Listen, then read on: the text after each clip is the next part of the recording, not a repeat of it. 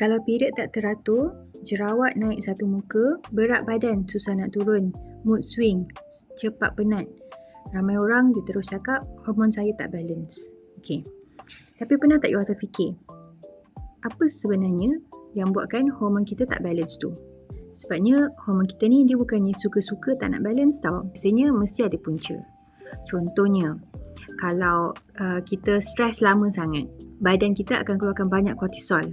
Kortisol ini dia adalah stress hormon. Bila kortisol tu tinggi terlalu lama, hormon yang lain macam kita punya estrogen, kita punya progesteron, kita punya insulin pun boleh terjejas. Okay, lepas tu kalau suka tidur lewat ataupun kita tidur tapi tak cukup, badan kita dia akan jadi susah untuk reset kita punya hormon. Sebab apa? Banyak proses repair dan juga penghasilan hormon jadi pada waktu kita tengah tidur. Makan pun memainkan peranan juga.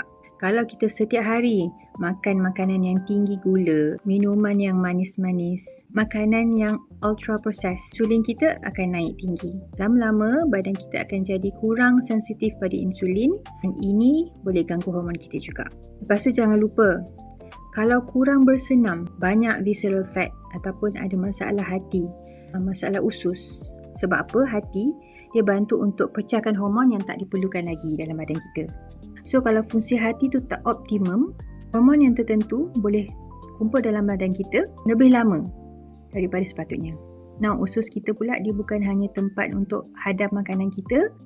Gut bakteria yang sihat dia bantu untuk metabolize kita punya hormon dan juga sokong kesihatan badan kita. So bila kita punya hormon tak balance, kita tanya balik, apa yang badan kita cuba nak bagi tahu kita sebenarnya?